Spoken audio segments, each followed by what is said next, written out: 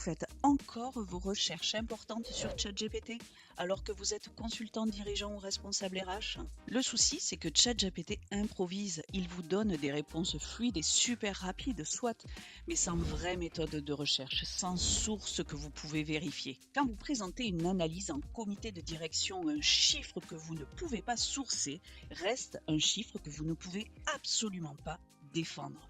C'est votre crédibilité qui est en jeu. Je suis Sonia et j'aide les professionnels à intégrer l'IA dans leur travail pour gagner en vitesse sans devenir des techniciens. Et récemment, un cabinet de conseil international m'a confié une mission. Il est présent dans plusieurs pays, dans un univers plutôt réglementé, avec des clients extrêmement exigeants sur la confidentialité et la localisation de leurs données. Ils savaient que l'IA allait transformer leur métier et ils voulaient savoir où ils mettaient les pieds avant d'engager des décisions à plusieurs centaines de milliers d'euros. Sans IA, ce travail aurait demandé 2 à 3 semaines de recherche et 1 semaine de consolidation de données et de rédaction de documents. J'ai pu le livrer en 5 jours. Dans cette vidéo, je vais vous montrer comment mener une recherche approfondie et entièrement sourcée, comment la transformer en livrable présentable et comment piloter tout un projet client au même endroit. Et si ce sujet vous parle, abonnez-vous. Je publie chaque semaine une méthode pour mettre l'IA au service de votre expertise.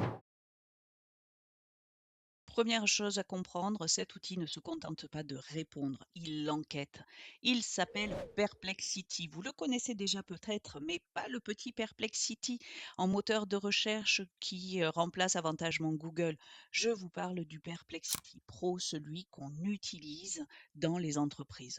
On lui pose une vraie question de fond et il déroule une méthode comme le ferait un analyste sérieux. Je lui demande une analyse de l'impact de l'IA sur les pratiques d'un cabinet de conseil sur 4 zones, l'Europe, le Japon, le Canada et les États-Unis. Il va commencer par planifier sa recherche, il annonce les angles qu'il va creuser, puis il va chercher source après source. Et il ne se limite pas au web.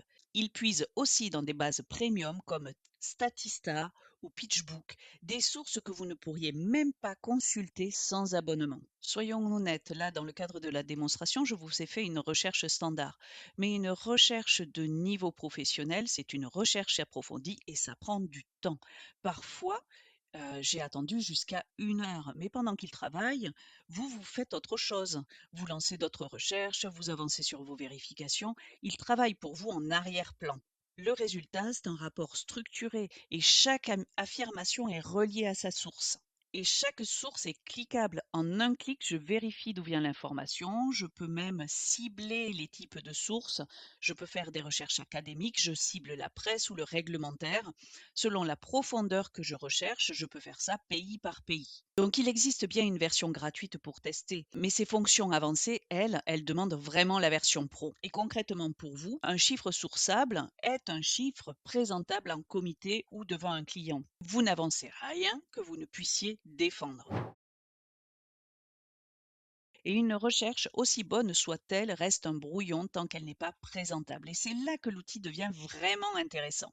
En quelques secondes, il transforme toute cette recherche en un document propre, structuré, mis en page avec des titres, des sections, des synthèses pour les dirigeants, quelque chose que je peux poser sur la table d'un client. Pour cette mission, je lui ai même demandé de me faire des tableaux comparatifs avec des outils du marché, les risques, les prix, les performances, les avantages, les limites, et je l'ai mis vraiment en regard des enjeux précis de ce cabinet. Alors bien sûr, on compare des versions professionnelles protégées, pas des versions grand public qui seraient ouvertes à tous. On est là, sur cette chaîne, on parle vraiment d'outils professionnels, d'outils qu'on peut intégrer dans nos entreprises.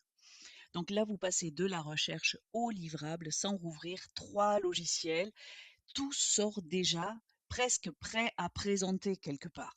Et dans un instant, on va beaucoup plus loin.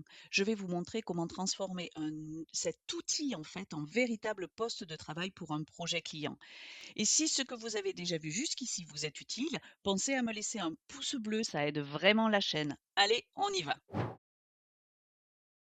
Donc jusqu'ici, on a interrogé le web. Maintenant, on va y ajouter vos propres documents.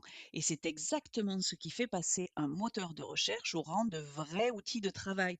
Et c'est pour ça qu'on n'est plus dans le Perplexity, c'est un genre de Google amélioré. Je vais créer un espace dédié à mon projet. Je vais y déposer les documents internes de mon client, leur méthodologie, les méthodes, leurs notes.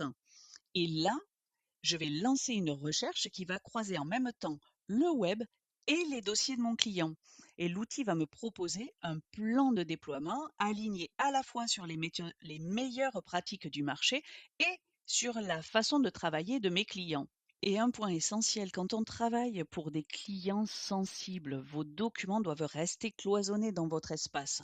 C'est pour ça que c'est important de prendre la version entreprise pro. Vos documents restent dans votre espace personnel, ils ne nourrissent pas l'entraînement des modèles et vous gardez la main sur les accès. C'est ce qui rend vraiment cet usage acceptable au plus haut niveau pour délivrer des services à vos clients. On peut même aller beaucoup plus loin avec des fonctions qui automatisent une veille ou des rapports récurrents. Mais bon, gardons ça pour une autre fois. Ça, c'est juste qu'une fois que votre projet est construit, ça devient un modèle réutilisable pour toutes vos missions suivantes. Toutes vos recherches vivent au même endroit, c'est organisé par projet, vous capitalisez au lieu de repartir de zéro à chaque mission. Un dernier réflexe, celui qui sépare l'amateur du professionnel. Un pro ne livre jamais une donnée qu'il n'a pas vérifiée. Donc, je prends un chiffre clé de mon rapport ou des chiffres clés de mon rapport et je les repasse dans une recherche approfondie de Gemini pour voir s'il arrive à la même conclusion.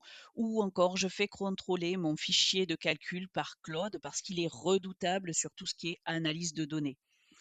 J'utilise 3 moteurs indépendants sur un même fait pour qu'il soit confirmé. Je vais dans les articles sources et je fouille. Voilà, ce que je veux dire, c'est on accélère sans se mettre en danger. Un autre mot, très franc et très direct d'analyste à analyste, je dirais, c'est vérification sur Gemini comme sur Claude, relire les articles et cetera. Ça prend aussi du temps. Mais quand vous rendez un document de recherche, il doit être juste.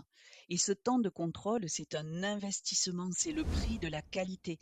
Et soyons clairs, ce dont on parle ici, c'est pas d'un outil qui répond en 2 minutes après une recherche hyper rapide sur le web. On parle de recherche approfondie, très poussée, à forte valeur. Et sur ce type de travail, vous y passiez plusieurs semaines et vous passez de plusieurs semaines à environ une semaine.